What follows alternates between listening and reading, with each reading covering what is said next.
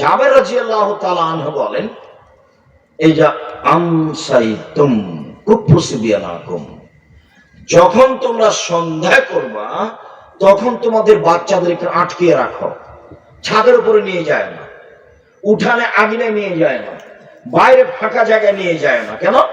এখন শয়তান বের হয়েছে। বাচ্চা এখন যদি বাইরে যায় তাহলে রাতে কান্নাকাটি করবে, শয়তানের বদনজর লেগেছে। এটা কে করবে? তুমি না তোমার মা? তোমার ছোট বোনটাকে দুধ খায়, কে কন্ট্রোল করবে বলো তো দেখি? তোমার মা। আল্লাহ রাসূল বলছেন যে ছোট বাচ্চাকে সন্ধ্যার সময় ছাদের উপরে নিয়ে যায় না, উঠানে নিয়ে যায় না, বাহিরে নিয়ে যায় না। এখন শয়তান ছড়িয়ে পড়েছে, শয়তানের বজনন লাগলে ছেলে কান্নাকাটি করবে। দুই, দরজা বন্ধ করো, জ্বালানা বন্ধ করো, বিসমিল্লাহ বলো। তোমার মাকে জিজ্ঞাসা করে দেখো, আম্মা জীবনে কোনোদিন দরজা বন্ধ করার সময় তো বিসমিল্লাহ বলেন? তা তো কোনোদিন খেয়াল করিনি। আল্লাহ রাসূল বলছেন, অকু কেরাবাকুম ওয়াজকুরুল্লাহ, যত জিনিসের পাতিল আছে, চাউল আছে, ডাল আছে, সরিষা আছে, তেল আছে, সবকে ঢেকে রাখো, বিসমিল্লাহ বলো।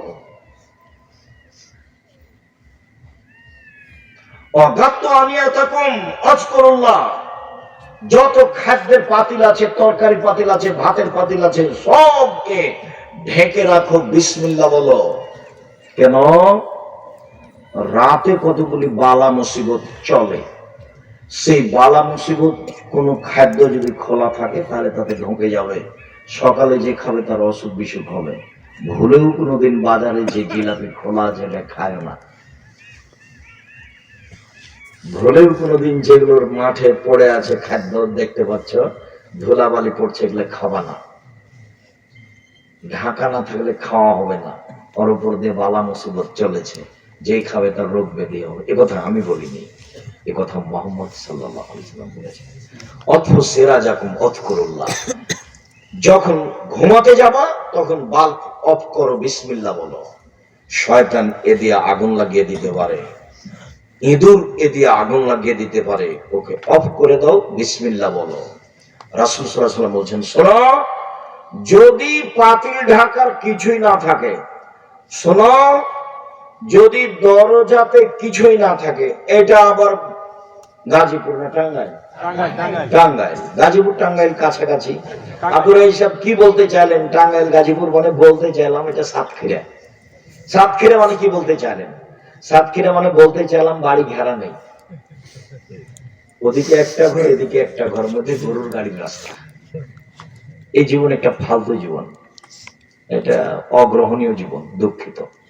গরিব মানুষ হলে চট দিয়ে ঘেরবেন, চতুর্দিক ঢোকার জায়গাতে একটা চট লাগিয়ে রাখবেন, সালাম দিয়ে ঢুকবেন। আল্লাহ রাসূল বলছেন, তিন শ্রেণীর মানুষ আল্লাহর জিম্মেদারিতে থাকে, নিরাপদ। তার এক শ্রেণীর মানুষ যে সালাম দিয়ে বাড়িতে ঢোকে। তো আপনার দরজায় তো নয়, কোথায় সালাম দেবেন আপনি? শিষ্টাচার কাকে বলে আমি কি দিয়ে বুঝাই আপনাকে? আপনার জীবন যে পশু প্রাণীর মতো, আমি বুঝাতে না পারলে আমি ব্যর্থ। আল্লাহ রাসূল বলছেন যে কেউ যদি সালাম দিয়ে বাড়িতে ঢুকে তখন ও কার জিম্মেদারিতে থাকে? আল্লাহ। তো আপনার তো একদিনও সালাম দেওয়া লাগে না, মানে সালাম দিবেন কোথায়? জায়গায় তো নেই, সবই তো ফাঁকা। এটা বাড়ি নয়, এটা হলো যাযাবরের বাড়ি। যাযাবর বুঝেন? এই ছেলে যাযাবর বুঝো? বাইদানি বুঝো? বাইদানি যারা ছইয়ের নিচে থাকে, ছই বুঝেন? গরুর গাড়ির উপরে যেটা দেওয়া হয়, নৌকার মধ্যে। যেসব বাড়ি ঘর ঘেরা নেই, মনে কষ্ট নিও না, আমার কিছু করার নেই। গরিব মানুষ হলে চট ছাড়া দিয়ে ঘেরবে, ধনী মানুষ হলে ইট দিয়ে ঘেরবে। ইট দিয়ে ঘেরে একটা দরজা থাকবে, বাড়িতে খুব সুন্দর করে সাজাচ্ছ, জ্বালানাতে পর্দা দিয়েছ, যত পর্দা দিয়েছ তাতে সাহাবীরা কেউ ঢুকতো না তোমাদের বাড়িতে। যেসব বাড়ি খুব ঝকঝকে কাপড়ের পর্দা দিয়ে ঢাকা আছে, আবু আইয়ুব আনসারী সে বাড়িতে ঢোকেননি। দেখো তুমি উপদেশ বই আছে, যেটা ছবি মূর্তি। ছবি মূর্তির বক্তব্য ছিল শুক্রবারে রাতে, দেখো আবু আইয়ুব আনসারী তোমাদের বাড়িতে প্রবেশ করতেন না, যেভাবে তোমাদের বাড়ি সাজানো আছে। সম্মানিত দিনী ভাই বোন, বাড়ি ঘেরা নাই, শিষ্টাচার কাকে বলে? সালাম কোথায় দেবো কোনো জায়গায় নেই, দরজা গরিব মানুষ কিছু নাই, একটা চট ছালা মুখের উপরে দেওয়া আছে।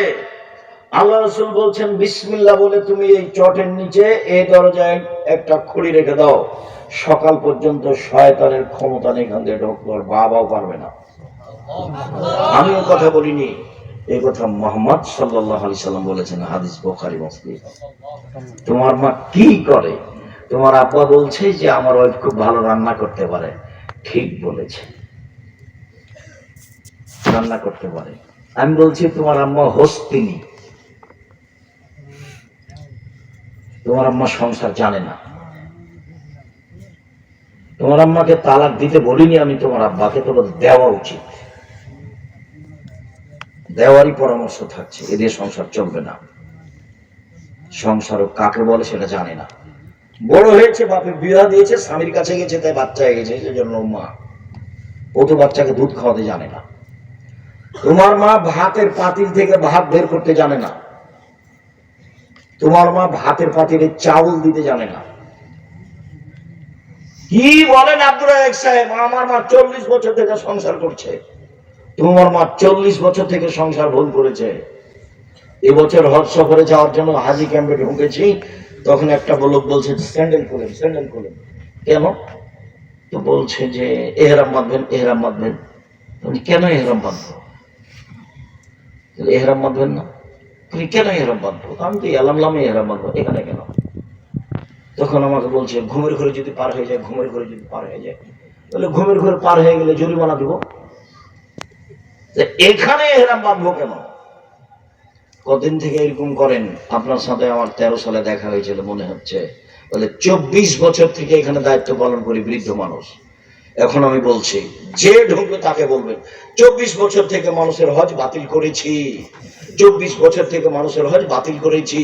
কে বলেছে? আব্দুর রাজ্জাক বিন ইউসুফ বলেছেন 24 বছর থেকে মানুষের হজ বাতিল করেছি।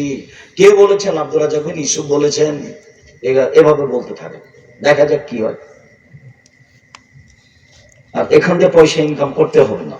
শেষ পর্যন্ত যদি কোনো রুজির ব্যবস্থা না থাকে তো জামিয়া সালাফে চলে আসেন, মসজিদ পরিষ্কার করবেন, একটা বেতন দেওয়া হবে, খাবেন ইনশাআল্লাহ।